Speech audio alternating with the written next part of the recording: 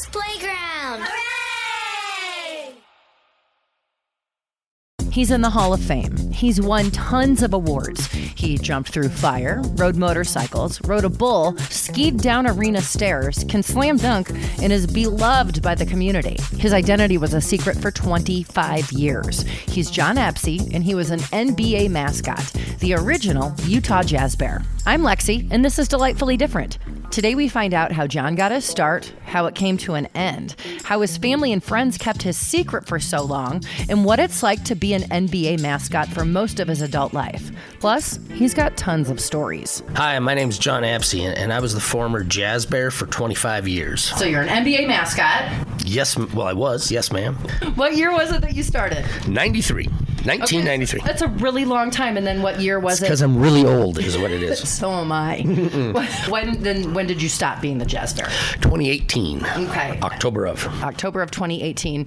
And I know you've won a bunch of awards. Do you have, name some of them? I know there's probably too many to name off the top of your head. I was really fortunate. The Jazz, back in the day, I remember Dave Allred and Grant Harrison and myself, and I remember going in and I was about 3 years in. And I had told them, I said, I really want to start doing charity work. And, with them giving the stamp of approval, I was able to, that's when it all started rolling forward. And I was doing, 99% of my appearances were charity work or charity events. And with that, and it's not that that's what I was looking for, but came a little over 65 community and national awards for community service and stuff like that. That's a lot of awards. Holy cow. And they're all right behind you right here in your office. Not all of them, but yeah, a couple keys to some cities and just a lot of, awards from police departments and fire departments and mayors and governors. And we got a couple of the governor awards behind you. So, holy cow. And now I see that you've got 3 awards up here from the NBA as well for being Mascot of the Year. Yep. I was Mascot of the Year 5 times, and then I was Leadership Award 8 times, and then I had, what else did I have? I had Skit and Video of the Year a number of times, and then I had the best video out of all sports, all leagues in the country once. And a Hall of Fame. In Hall of Fame, yeah. You're in the Hall of Fame. I suppose I should add that one too, yeah. In the Hall of Fame, yeah. So when you were becoming the Jazz Bear in the beginning, what did the actual tryouts consist of? It was really interesting because when I tried out for this job, it was I shouldn't have it. I'm going to be straight up. Okay. I really shouldn't because. So I had previously mascot in some other leagues in the CBA, and I was going to school, to be an attorney of all things. Really? Yeah, it was a bad. Honest to God, this was a better choice because I don't want to be an attorney. But it was at the time I was like, that'd be fun. But I started that and then did some CBA stuff. When I heard about the tryouts, because I was in Sioux Falls, South Dakota. I had sent out a resume to every team, and then I got this letter back from Teresa Pryor from the Utah Jazz, and she said that they were going to have a 3-team tryout, and it was with Seattle, the Sonics at the time, Sacramento Kings, and Utah Jazz. And I was just a poor college kid, and I remember I had sent in a tape after I got that letter back, and I remember trying to figure out a way to buy a ticket to Utah and then be able to afford, to stay a couple nights in a hotel. And I was like, well, I'm going to have to sell my truck. So I literally one morning went out, and I remember telling this to Teresa when she told me, but I went and I grabbed a paper and I was looking in the classifieds and I was drinking my coffee and I was writing up a little ad for my truck because I was going to sell it, get an airline ticket, and have enough money for a room and all that stuff. Take a chance. And then I bet you it was 15 minutes later after I got home, I got a call, and it was Teresa Pryor, and she said, "You're one of 2 people that we're going to fly out of all the applicants." So you didn't need to sell your truck? I didn't need to sell my truck. And I was like, no way. And I was seriously like sitting right here writing an ad for my truck. And so that was awesome. And then I came out, and there were 10 of us, and Alinco Costumes was the costume company that was supplying the gorilla costumes for us. That's what you tried out in, was a gorilla costume, and everybody wore that? Yep, Okay. everybody wore costumes, and it was all, honestly, God, one costume just about, because everybody was about the same size. Oh. So Did it stink? Oh, my health. So I remember I was the last person to try out, and I put it on, and it was like putting on like when you pee your, like, I love how I just said that, when you pee your pants, like oh yes, everybody's done I it, know. everybody's been there. But it was just this warm, icky feeling. It was heavy because of everybody's sweat. And then I put the head on, and when I cinched the head, it had these webbing straps that you pulled, and the foam in the front squoze to my forehead, and everybody's sweat rolled down my face. Oh, that is so gross. Oh, I was dry heaving. I really was. I was dry heaving, and I was like, this is not happening right now. So then I went out, I did my tryouts, and I honestly, God, didn't think I was going to get in, because everybody that was there had they were really strong at something. You know, Eli Akins, great kid, and he actually made it to the second tryouts, but he ended up going to the Globetrotters. Oh. But he could jump out of the gym. He was dunking without a tramp. He was just amazing at dunking. But come to find out, after I got the job, I was watching what everybody did, and what everybody did was just their strong suit. And I was about the only person who did all 5 things that they asked in the tryout, which was dancing, tumbling, dunking, crowd interaction, and a skit. And I did all 5. I wasn't good at any of them, really. I mean, I was just good. You know what I mean? It wasn't great, not like those guys. And I just remember when I was watching the video, I realized I was the only one that really kind of did everything. And honestly, there was a kid from Arizona State University. He was a national gymnast, and he was actually supposed to get the Utah Jazz job. And the Phoenix Gorilla at the time, Bob Wolf, and the Charlotte Hornet, Mike Zarillo, they were the judges, and they had recommended this kid be the Utah Jazz Bear. And so the Jazz were like, okay, we're going to watch, and Seattle and Sacramento can have leftovers, basically, of whatever's left. And I remember he got done when I was watching on the video, because I didn't find this out until later, but he got done. He missed a dunk. As he was walking off the floor, he took the head off and he threw it. Oh. And he said the F word super loud. And those are all things you shouldn't do. Curse and take the head off, and right? honest to God, that is about the only reason I got this job. Well, congratulations on the other guy screwing up. The other guy screwed up. I know, isn't that sad? Do the people that try out for this, I mean, did you used to play basketball? Slam dunking is not easy. Nope. I was a farm boy. You were a farm boy, but you figured out how to do it on a trampoline? Yep. I came out here and started tumbling and stuff like that. And, so before this, though, I was working with a show gymnastics team that did mini tramp. So I was a mini tramp coach, but I wasn't a gymnast. I just learned. I was one of the only guys, and they needed somebody to move equipment. So you had some tramp jumping in your blood. I had a little bit, and it was, but I mean, because I only worked there for a number of years, but that's how I learned. I was just watching other coaches, and I just knew, okay, you got to lean back, you got to do this. So it was really weird. Like, everything was destined. It was destiny for me to be the mascot. Meant to happen, not to be a lawyer. It was 100% meant not to be a lawyer. Yes.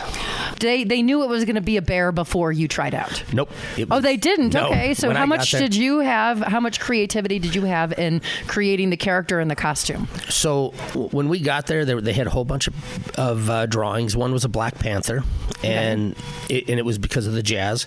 But then we were like, well, we want to break away from New Orleans, because the Jazz used to be in New Orleans. Yeah, and there's not Black Panthers here. And there's no Black Panthers here. And then the other one was the Tasmanian Devil. Do you remember the Tasmanian Devil? Oh, yeah, that's kind of fun. And then this big jazz blob. It was so fun. I'm just like, what the frick? What are we going to do with that? Yeah, that's weird. Then the next option, so we had four choices, and it was pretty easy to pick the Jazz Bear. The original, though, was a little heavier. And I remember I was about halfway through the season. I was like, we got to do some changes here, because, as lean as it was still a little bulky around the hips and in the butt and on the chest. And so we took out a lot of the padding to lean me up so I could do more jumps and athletic stuff. Because our other bear here in town, Grisby, the grizzly, and then like I'm from St. Louis, so the St. Louis Cardinals have Fred Bird. Yep. Those are big round costumes. They're not the same thing. I don't see those guys doing a whole lot of jumping. No, but they're all great mascots. They are, yes. They're great. Did you think you'd be doing it for as long as you ended up doing it? No, that's another story right there. So I was dating my current wife, Shauna, and when I got the job, I said, just stay here. I'll be back in a year.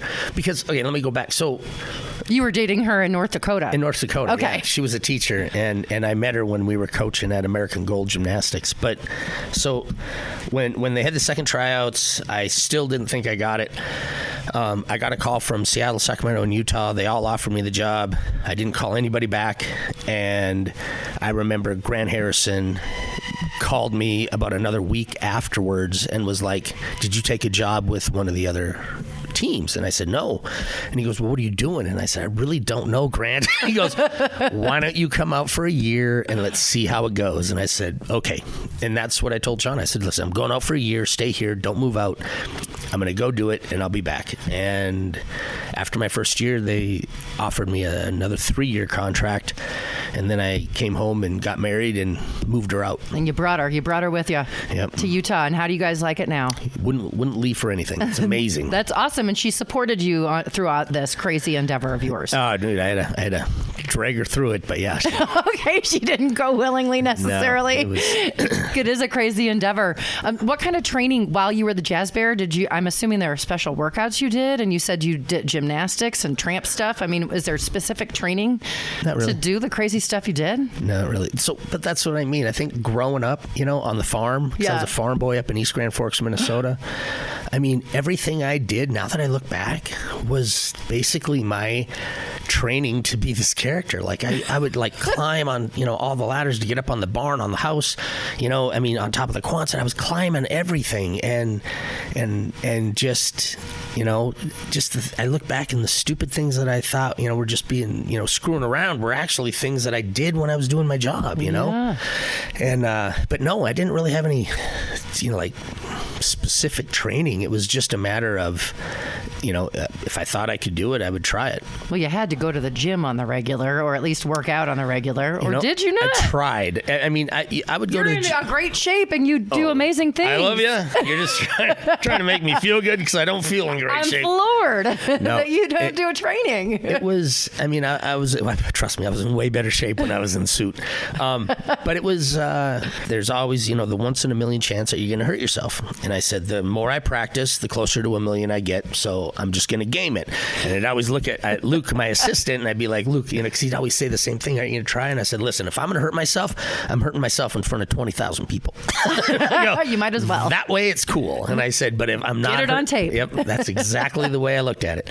And then the other thing is when I did hurt myself, if I hurt myself in the back practicing, I'd lay there and you'd be like, oh, this sucks. And you know what I mean? Yeah. How you would. But when I would hurt myself out on the court, I would just get up and, you got to keep moving. Don't show that you're hurt. And I have a number of videos where there's this one where I crashed sledding down the stairs and it knocked me out and I saw cut the my video. forehead. Did you see that? Yes. And it knocked me out and you could see my body go limp. And just as I hit at the bottom, I started coming to and you could see my hands kind of like paddling, like just move, because that's all I was saying. Yeah. And I got in the back and I had a big gash in my forehead and they stitched me up and, it went back out. But if that would have happened in practice, I'd have been like, oh, I don't want to do that again. But it happened in front of everybody. It happened in front of everybody, and you had to keep going. And I remember blowing my shoulder out up on a ladder, and I almost fell off the ladder. And the ladder's really high. It's not just a little feet. Ladder, right? Okay. 25 feet. And then I just remember I was doing a one-armed handstand, and I was so focused and just so like tuning out everything. I actually tuned out the pain in my shoulder.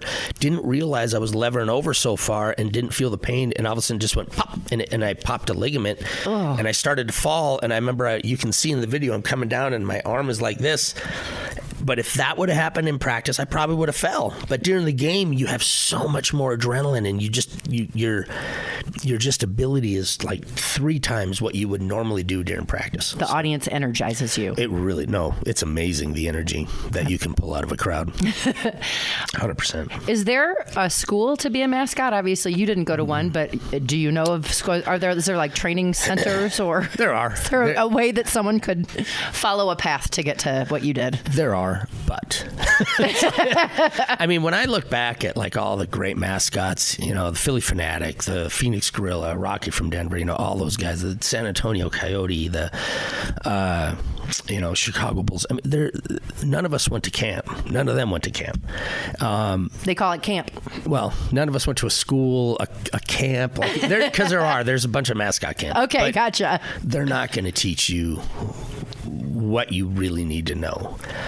And if you look, and like when I look back at all the old guys and how good they are, it's in them. Does that make sense? Yes. You can't just say, I'm going to make you a mascot. Nope. It's got to be in you. And you need to have that creativity, and you need to have that, if it's called the innate ability to do this job. You can't just be like, I'm going to be a mascot and go train for it. Right. I have never met anybody that has done that and been successful. Well, you're an entertainer. I mean, just sitting here talking to you, you're an entertainer, and that's what you were doing. I just use my hands a lot. So I was a mime for 25 years, so that's how I'm like, well, I can talk and move my hands. Right? Now. I know exactly what you're saying, even when you're not saying it. So your career ended being the Jazz Bear in 2018. The news all said that you had been let go. You said that you had quit. What exactly happened? Well, one, I wanted to quit. It's everybody, and I say this all the time when we're doing it, everybody's one management change away from being let go. Right. And no matter how confident and good you feel and secure you feel about your job, it just, if new management comes in, and it happens all the time, they want to put their own stamp on something, and if they can't put a stamp on you that they created you, then they want to get rid of you. Craig Sanders, the boss or the manager that I had before me, I mean, he had just this fairy tale ending for the Bear for my career and all this other stuff, and then new management comes in, and it just all changed, and they got rid of him, and they got rid of anybody that was old, from the old school. Gotcha. And so many people were quit, and so many people got fired, and it just was a whole different world. And I really wanted to quit, but they beat me to it. Were you, but if the new management hadn't come in and taken over and everything changed, would you have stayed doing it for longer? Oh, hell yeah. You would have done it? 100%. Until they kicked you out of there. Until they literally wheeled me out of there, because I really, really loved it. The old Jazz back, in Larry days, because the whole league or the whole team changed when Larry died. I mean, it really did. The spirit of that team died with Larry, and Larry got it. The people that I worked with, I was so fortunate to be part of back in the 90s and stuff. I mean, we were all family. We all still get together, I mean, from the 90s, and matter of fact, there's a dinner coming up, and Frank has it, and all these old school Jazz people, and we still love each other and hang out and talk, and I miss that, and that's what I would stick around for. So I remember Gail came, asked me to lunch, and she was asking me what was going on with the culture in the Jazz, and I remember the owner, Gail. Yeah, I'm so sorry. Yeah, it's a national podcast. I don't know if everybody knows. Gail. But I remember she asked me what was going on with the culture, and I told her, I said, it's this guy, and she looked at me, and she, and I remember her saying, we're looking into that, and I said, Gail, Grant Harrison, who was the manager that hired me, he'd been there for 18 years, I think it was, until he left because, it was after Larry died, and he could see what was going on, and he's like, I'm leaving. And I remember when he left, I went into his office and I bawled like a baby. Aww. Like bawled, because he understood entertainment. He understood me. He understood the character. And I was panicked that the new management coming in wasn't going to get it. But I was really fortunate because Craig Sanders came in, he got it. And then Nate Randall came in, he got it. And I was so fortunate with those guys to come in, or those managers to come in and be so supportive. And a great story with that one is like how cool they were was Nate Randall. He had asked me why I needed so many Bear Crew guys, because at the time I had like 9. And on game nights, I had these, they called them the Bear Crew guys, and we had just so much fun with them. They were your helpers? They were our helpers. Did they dress like bears as well, or did they look like basketball players? They just had T-shirts on and sweat clothes, but they would run ladders out, and they helped out with contests, and they would help, get me ready. And when we had big skits or something going on, and he asked why I needed so many, and I was trying to explain it, and I told him one time, and honestly, I didn't think he'd do it, and I said, why don't you come down and be one of the Bear Crew guys and see what it's all about? Okay. And it was so cool that he said, okay. So he came down, I dressed him up as Bear Crew, put a hat on him, and he went out and did everything they did. And afterwards, and he was awesome at it, by the way, and afterwards he goes, I get it. And it was like, if more managers would do that, right? Get in the trenches and see what is, actually going on, and, getting their hands dirty, businesses would be completely different. So, but then he ended up moving on. We got new management in, and then it just all was a debacle. And I still remember there was a survey that was done, and they do it all the time with the team, the food, dancers, bear, all that stuff, all the entertainment. And this was when I knew it was over, is when I went in and I saw the survey, and Bear had a 96% approval rating, and when his popularity was 3rd in popularity underneath Rudy Gobert and Donovan Mitchell. Okay. I think that's pretty good. Yeah, it's pretty good. Well, they didn't. They called me in 2 weeks later, and his name is Jeremy Castro, and I love throwing that name out there. But I remember him, he just goes, hey, we want to change the character, and I was like, what? And I go, I'm not broke. You saw the results. And he goes, sometimes change is good for the sake of change. And that's when it just started. Then I was like, well, I can't change. I mean, what you guys want me to be isn't me. And I said, the Bear wasn't created, by shaking hands and patting heads. I go, that's just not who I am, and what the Bear is. Then it just turned into them cornering me, like, okay, no more of this stunt, no more riding the motorcycle, no more doing this. So they didn't want you to do the fun stuff? At all. They get rid of all the fun stuff and only do the boring stuff? Yep. And a lot of it was because they didn't create me. They were so narcissistic about, like, my team and my arena and then, like, what they built. And they tried to shove out all Larry, the old school stuff. I mean, back then at the same time, if they were taking out all of the old school players, they had, all the old pictures in the hallways and stuff, took them all out. Really? Yep. I guess I never even noticed. Yep. So, but now the new owner, though, he's bringing it all back, which is awesome. Oh, that's good. That's good. Well, there's a change.org petition to get you back. I'm sure you're aware of it. I thank you. God bless you all. And if that opportunity comes to go back, would you? Oh, hell yeah. Oh, okay. Well, then there you have it. Hint, hint, wink, wink, nudge, nudge. I'm Lexi, and this is Delightfully Different. I'm talking to Jon Absey, the original Utah Jazz Bear. When you were doing it, it was a full-time gig for you? Yep. Did you have a side gig or anything? Nope, that was it. That was it, your main career. So it's a career. Oh, totally, yep. And I'm not asking you what your salary was, but is it a lucrative career for the average mascot? Not the average. The NBA is the pinnacle. Everybody wants to get in the NBA. Okay. That's where you're talking. Everybody has a contract and an agent and really good salaries. Yeah, the NBA is really good. The rest of them don't make quite as sounds kind of like radio. A little bit. No one makes good money except for a few people at the top. But there are there's a number in the NFL, the Indianapolis Colts mascot. He has killed social media. You know what I mean? He figured it out, and he's got more followers than any sports team in the country. If you add it all up, it's 17 million. That's crazy. All of his social. Yeah, it's amazing. That must have changed everything when social media came around. It did, and I was still old school because I remember all the younger guys coming in and they were all talking social media, and I remember they always called me Grandpa because I never did social. They're like, you got to start doing it, and I said, no. I said, I'm more concerned about the people in Utah. I said, those are my fans. I go, why do I care what somebody in Miami or somebody in Des Moines, Iowa? I mean, I love them. God bless you for being a fan. But these are the people I want to entertain. These are the people I care about. And I thought it was more important to put a good show on the floor and not be too worried about, how many likes did I get on social media? Right. You know what I mean? Yeah. And it's killed mascotting, social media. I 100% believe that, because now what teams and mascots are doing, and I had a mascot, I'm not going to say who it is, in the NBA, and I was talking to him the other day, and he just goes, we were talking about how different everything is, and he just goes, John, he goes, back in the day when we would write a skit or do a video, we had a beginning, a middle, an ending, and it made sense, and it was fun.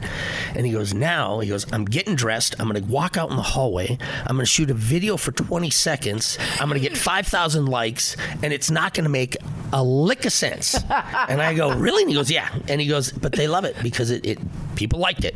And he goes, and that's what our job is now. And I'm like, God, that's so sad, because I'm not a big, fan of just doing something to get likes. I feel like everything I did had a purpose and a meaning. Right, so, right. It's just different now. Was there more than one person that wore the Jazz Bear suit when you were doing it? No, ma'am. It was just you the entire time? Yep, that's the way it is pretty much in all the pro leagues. For all mascots, and that's, you probably don't know now what they do now. Is it one person doing it now? I mean, you did 4.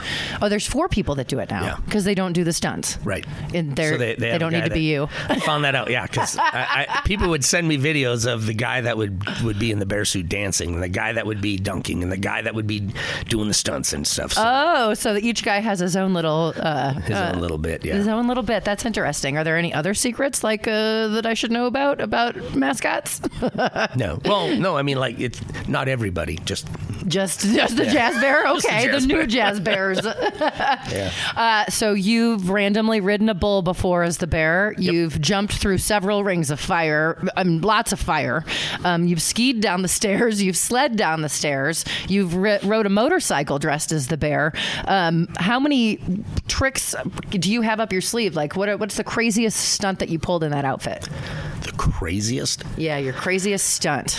The skiing down the stairs seemed pretty crazy to me. You know what was cool about that? And this shows you like what it was like back in the old days. It was during the finals, and I was trying to figure out some new stunts, and I thought, okay, I'm going to ski down the stairs. And I was taking the skis down, but I was just on the metal. So skis just on the metal stairs. Yes. And it was so hard to control them, and they were sliding and stuff. Right. And then we thought, okay, well, because then my tips, if they slid out, I was worried a tip would go on this chair and they'd spin, and I all of a sudden look down and I see this guy kind of helping move boards around, and I'm like, it's Larry Miller. And he spent an hour and helped me figure out how to ski down the stairs. Really? And that's so cool. And that's how I actually came up with the whole carpet thing, because I came down on carpet, if you noticed. Yes. I was wondering how you were able to even do the whole thing watching it. Like, that's incredible. But right in the middle of the audience. You skied right down in the middle of the audience. But it was awesome, because when we did it, I remember we were sitting there, and it was really fun. I mean, because one, you're nervous because Larry's there, but two, you just kind of loosened up, and we were talking about it and the boards, and he's like, I don't know if that's going to work, but we talked, and then when we came up with the carpet idea, I go, Larry, that's going to cost a lot, and he goes, that's okay. He goes, as long as you don't kill yourself, that's okay. They've got it. So, but I remember, that was one. Tell me about riding the bull. His name was Brad Harmon, and the bull? Nope. Okay. The guy that ran the Days of 47 rodeo. Okay. And he had asked me to ride bull, and I was like, yeah, that'd be fun. It seems like an insurance problem. A little bit. But I remember I was like, yeah, that'll be fun. And then as it came closer and closer, I went to I think it was the Westerner, and practiced on that bull. A mechanical bull? Mechanical bull. And I'm telling everybody right now, the mechanical bull and a real bull are nothing. No. They're nothing similar. But I remember the day of, I walked over to the pen, and I realized, because I really did, I thought I'm getting a small bull, a little bull, like a teeny tiny one, an itty bitty one, and like high real school friendly bull, but nope. Bull. I literally walked over, and I remember talking to Brad, and I'm like, so which one am I riding? He goes, it'll be one of these guys. And I went, what do you mean one of these guys? And then I started getting panicky, and I remember talking to my wife. life. And literally, and I hate saying this, but I had tears in my eyes because I was like, because in Rob Smith, so at the time, Rob Smith was one of the world, class rodeo clowns. And he had caught me before I went out, and he just goes, listen, the bull has never seen anything like you come off its back before. Right. And he goes, when you hit that ground, be running. And I was like, what are you talking about? The rodeo clown told you this. The rodeo clown. It's going to think you're another animal. I mean, you look like a bear. And so he didn't know. The other rodeo clowns didn't know. And I just thought it was funny, though. So I get out there, and underneath, I remember they made me put on a flak jacket under my costume. And I had this rodeo glove on. And I remember I never talked in suit, but I'll tell you what, man, you want to talk about coming out of character? I was talking to everybody. Is this right? Can he do that? I'm like, whoa, and I was talking. But I remember they started cinching me down, and I remember they started to do a finger lock, and Rob Smith comes jumping over. He's like, no, do not lock him in. Don't lock him in. And they're like, oh, and they unlocked it. And so they just basically rested the rope in my hand. Because the bull riders normally do that, right, so that they can hang on. Right. Is that the deal? Yep. And he was just worried. He knew I'm going to come off quick. And he goes, if with the fur in my hand, he doesn't want me to get hung up. Yeah. Because I wouldn't know what the hell to do. Oh, But I just remember we're sitting there. They get my rope in my glove, and I'm talking to this guy. He's kind of giving me a few pointers before I go. And then the bull leaned against me in the cage. All this weight's on my right leg. And I remember the guys kicking the bull to try and get him off of my leg, because it was sort of smushing it a little bit. Ooh. And it was funny because they go, you okay? And I nodded my head, and Rob opened the gate. He was like, oh, he nodded, and boom, the gate opens up, and a rodeo, like an electronic bulb, just rocks back and forth. Right. Dude, that thing took off, and it was like a rocket off of my butt. And I remember I was holding in tight, and then I was on its butt, and I pulled back in, and I was on its butt. And then I came off, I hit the ground, and I ran over to the fence, and then it was like that aha moment. I get it. It's like, and I was like, I want to do it again. I want to do it one more time. And really? Yeah, but I ended up doing the state fair, and then a couple more days of 47. How long did you stay on the bull for? How many seconds? Oh, 3. If that. Oh man, let me see. I think it was 3 hops. Three's not bad. 3 hops, maybe 2. Okay. So, but it was not long. What is the worst injury you've ever gotten? I don't know. I've had 13 surgeries. Okay. You get injured a lot. But they're not like horrible injuries. Like I remember holding Lou Ferrigno in a picture, Okay. Because that was my thing, was picking people up, and I picked him up, and I'm like, and I'm just like, oh my God, this guy's heavy as hell. And the lady if she would have taken the picture right then, we'd have been fine. All of a sudden, she was just like, oh, hold on, my lens cap's on. This is back in those days with actual cameras. Right. And she's like taking her time, and all of a sudden I hear just this pop, and I'm like, crap. And then she takes a picture. I set him down. I went in the bathroom, and it was like pushing a water balloon in my belly, and I just popped my guts out so I got a hernia. From holding Lou Ferrigno? Yeah, that was is he the Hulk? He was the Hulk? So that's insanity. Your identity was a secret this whole time. Yes, ma'am. Who knew, out of the people that you knew, who knew that you were the Jazz Bear? So like when I first started out, not many. And actually, even when I left, there were still people at the office that didn't know. They had idea, but not many really, really knew. And then really? Yeah. And then my neighbors, none of them knew. I mean, it was really interesting, because then when I did get let go, I just remember people that I'd known for a while, the text, they're just like, you're, blanking me, What did you tell people you did? Game operations. Oh, okay, so they knew you worked for the Jazz. They just didn't know what you did for the Jazz. Didn't know what I did, yeah. Because, that's kind of a hard secret to keep. Was it a big deal when your identity was revealed? And were you the one that revealed it? No, they did. They did? Yeah. Are you upset that they did that? No. Did you want to keep it a secret? At first, I was, because for 25 years, it was so taboo. But now that I look back, I'm glad they did. That's awesome. Because I don't know if I would have, so I'm glad they did it. Was it weird on a daily basis, like having to keep it a secret and talk to people? Like, did you run into people you'd see as the Jazz Bear, and then you wouldn't have your outfit on? And yeah, was it and that's what I hated. Because I think I've met you as the Jazz Bear before. Oh yeah, no, I've done stuff with you. And I mean, at the Jazz. It's just I hated. I didn't know it was you. Well, you did a great job. Thank you. I mean, honestly, I liked meeting people for me and not the character. Because every time somebody found out who I was, I got treated different. Yeah. And I hated that. So I wanted people to know me and not the character. And then once there was a long time relationship, then I didn't mind. But the hardest part, I think, was for my kids. That's what I was going to say. How did your wife and your children handle it? And could they keep their mouths shut? My kids were freaking amazing. And they kept it quiet for so long. And people would be like, "You're lying. I know your dad's a jazz bear." And then a number of times come home crying. They called me this because they thought I was lying. And so they did a good job. They were fun. awesome. And I'm assuming the players and the coach all knew everyone that worked for the Jazz knew your true identity, or did they? Yeah, no. For the most part, unless they were new coming in. But I remember when I first got the job, I came out here in June. The Jazz had a golf tournament, and I remember standing there for a photo, and this tall gentleman was standing next to me, and I looked up at him, and I go, "Hey, how you doing?" I go, "My name's Jon." I go, "What's your name?" And he goes, "Jerry." And I go, "What do you do?" And he goes, "I'm the coach." So you were just messing with him? Or no, I didn't know who the hell he was. Okay. I was like Jerry Sloan because I was from a farm. I didn't keep track of sports. That is hilarious. But that was how I met Jerry. And did anybody ever figure out your secret identity that you didn't? Yes, a lot of people did. Yeah, but they kept your secret.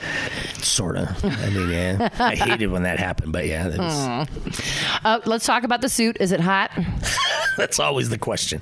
Yes. It just seems hot. It is hot. It's very hot. Dude, that's why, like I said, when you were like, "Do you work out?" And so, it was like, I always said it, and a lot of guys say the same thing, is there's suit shape and there's not suit shape. You must be sweating all the calories out. Oh, my hell. You would, I remember, going out, and I'd have a busy night, and I wouldn't really get a break until halftime, from start of the game to halftime. And I'd come in, and I would just be dizzy, like just swirling, and sit down, and I'd have to take electrolyte pills, and I'd be chugging, Powerades, and then my electrolytes would get caught back up, and then out you go. But yeah, it's and this is a great example. So I remember in the finals, I weighed. It was the second finals in the '98 there, and I weighed my shirts because I would change a shirt every time, and I weighed all my shirts, and I wore them, and then re-weighed them, and I had sweat 8 pounds. Holy cow! They weighed 8 pounds more because of all the water in there. Oh, that's a lot.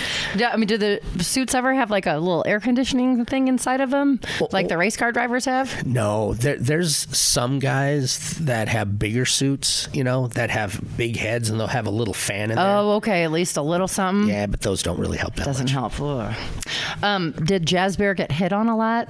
Like, were you a Casanova? Yeah. No. When you were the Jazz Bear? I mean, it's got to be weird, but people probably were like, "No, I like him." No, there are, believe it or not, there are mascot groupies. I'm not going to lie. Yeah. Is there a mascot code of ethics? Like, what are the rules? Don't talk. The other one is just always stay in character, and I mean, no matter what. And that's where when you get hurt, you can't all of a sudden lay there and writhe in pain, because that would you got to get up, move on, and do it outside the portal. Because there were a number of times you get hurt, I'd make it to outside the portal where nobody could see me, and I'd collapse. And I'd be like, oh. It's like Disney rules. It really is kind of a little bit, yeah. If you're the princess, you can't do anything crazy out there. Just making sure. I mean, a big one was always making sure your hands were in sight. So stuff like that. Are you competitive with other mascots, or are you guys competitive with each other? Or are you pals with the other mascots? So when I came in, it was really competitive. We hung out during all-star games and stuff, but we never really talked shop because we wanted to be, have our own thing. Yeah, but yeah. I remember I couldn't understand that. And so I started the mascot conference way back in 96, 97. Oh. And nobody really wanted to come, because they're like, we don't want to, why would we share ideas? You know what I mean? And I just said, because it only makes us stronger. Because I remember in football, my football coach, his name was Phil Myers, and he just said, he goes, we're only as strong as our weakest link. And I sat there and thought about that, and because I still remember it, and I remembered it then, I said, if we can help each other out, it helps the industry, it helps our whole profession, and it'll make us stronger. And I really believe that's why there was a period there at the end of the 90s and the early 2000s where the NBA mascots, they're like, we peaked. We had amazing contracts, and we just, we're carte blanche, our own islands. And I think it was because, and I'm not saying me, but just with everybody sharing ideas, we really became top of the, next level. Of the next level, yeah. Because some of the stuff coming out was amazing. And it was because we started brainstorming. Because I remember when we first started it, 5 guys showed up.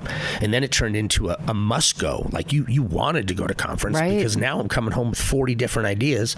I'm hanging out with 40 guys or 30 guys that have, the same creativity. And, you can think and just create so much more. It's brainstorming, I'm sure that happens. It was amazing. And now you said guys. I read that there's only 30% of the mascots out there are women. Was it all men that you worked with or did the conference with? Did you really read 30%? 30% women, 70% men. I think that statistic isn't just the NBA. It's all mascots. Oh, they must be going really deep. Sports mascots. Sports. I know of one female mascot who was amazing. Okay. That was in the NBA for a while. Other than that, not a whole lot of ladies doing this. I don't know one other woman. Man, if I was younger and starting a new career, I would want to do this. Hell yes, you would. Of course you would. So what do you do now that you're not the bear? So when I got done, I thought I'm going to retire, and my wife was like, hell no. So I'm like, okay. So then I just kind of dabbled. Like when I got done, I think one of my biggest fears was that, my identity belonged to the character, and it couldn't have been anything different. It was like when I left, all those relationships came with me. Because I'm a big believer in relationships and a big believer in human beings. You know everybody in this town. I do know. Literally everybody. I do know quite a few people. Yeah. And if I don't know them, they've at least met me somehow, some way, shape, or form. But I was really worried about that a little bit. And when I left, those relationships came with me, which was amazing. And the one thing I wanted to continue was my charity work. I went to them and said, I want to do charity. And, all of my appearances, for the most part, up until the end there, were charity events. And that's what I wanted to continue. I wanted to continue that to give back. Yeah. So in that sense, I ended up, and I still do, I try to help out as many charities as possible, with the connections that I have, and just with some of the connections with, tickets or this or that, jazz apparel and, awesome. Stuff like that. Have the fans ever turned on you? Like if the team wasn't doing well, were the fans ever mad at you? Only a couple times. But they weren't fans. You know what I mean? The fans were awesome. Like real jazz fans and myself, they awesome. I only had 2 instances, maybe 3. I had a little problem with somebody, but it wasn't a fan. One of them was at the rodeo. Okay. And he was one of the bull stock helpers or whatever. Okay. And he was just kind of a jack. And I remember I actually came out of a character there and kind of got in a little fight with him. Really? And then another one was at a game, and this guy was a jerk too. So I imagine they were maybe a little drunk. Were they a little drunk when they were getting mean? Who's mean to a jazz bear? You're a man in a bear costume. it just egos. What had happened is he had tripped me, and I could have easily just gotten up and just kept going. But my character wasn't built around that. Right. My character was I've seen you shove children as the jazz bear. It's like I've never shoved children. It was hilarious watching you shove a kid. That was for a skit. Just so the whole world knows, that was for a skit. I was wondering if that was a skit. But I had to get up and defend my character, my ego. This is my house. You can't, as a opposing team fan, treat me like this. Yeah. So and then it got ugly, and then it turned into a brawl in the back. So where no one could see the jazz bear getting violent. Yeah. So the governor declared a day for you. Well, actually, so Olene Walker did one, and Governor Herbert did one. Oh. And then so did. You have 3 days? Yeah. That's hard to keep them track. They are amazing. Yes, God bless them. That's awesome. And it's the Jazz Bear Day, or is it you as the Jazz Bear Day? Jazz Bear Day. Jazz Bear Day. Yep. I still think I'm going to consider it your day. Thank you. Do you have any advice for someone else who would want to do this for a living? In today's, the whole thing with mascotting and stuff, it's just, it's different. So it'd be tough advice. I mean, so All-Star Game came here, Oh, yeah. And a whole bunch of the mascots came, and we all went out for drinks, and we were hanging out, and it was just hard. I felt bad listening to these guys, and everybody's just kind of miserable. Oh. Because like I said before, it's not the same. You can't go out and do the things that we did before. Right. You know, right. and honestly, I don't think I'd have made it in today's world. My character was too edgy. You know that? Lawyers, they stop everything from They fun do, from happening. and it's just that people get so easily offended and they don't see the humor in it, you know, and they've taken the fun out of it. And I've noticed a lot of the guys are talking about getting out because it's just not fun, because they've got this big ball and chain on them. Don't do this, don't do that, you know, and you have to be so aware of feelings. It's like, and I mean, I know where we're at, but it's just, you know, it's tough. But overall, your 20 plus years of being Jazz Bear it's good memories. Freaking amazing. Best time of your life. Best time, like, honest to God, and that's why I wanted to do charity work. I literally felt so blessed to be able to do what I was doing and to have the ability to go out and give back, and I wanted to make sure that I did it. I had a vehicle, which was the costume and the jazz, to go out and do good, and I just wanted to make sure when I leave this planet that I've left a footprint on it and that I die with a full church. So there you go. Talking with Jon was a delight. What he didn't tell you is that he now owns two businesses, Seago Promos, a promotional swag company, and Rocky Mountain Production, where he creates and makes mascot characters. If you want to sign the petition to make Jon the Jazz Bear again, there's a link to it, as well as Jon's businesses at delightfullydifferentpodcast.com. And if you know someone who lives life differently, I'd love to talk to them. Send them my way. Lexi, Lexi, on the radio at gmail.com, or just go to delightfullydifferentpodcast.com. Don't forget to subscribe and rate and like and all of those things. Coming up next week on Delightfully Different, I'll be talking to a furry. Until then, have a delightful week. Try Kora's cult favorite tampons today, without joining a cult. Kora's #1 selling 100% organic cotton tampons are made without pesticides, chlorine, or rayon. Whether it's a definitely flowing Super Plus day or a barely there light day, you can rest or rally easy knowing Kora's got you covered. Plus, with every purchase, Kora donates period products to people in need. Find Kora nationwide at Target, CVS, and online at cora.life.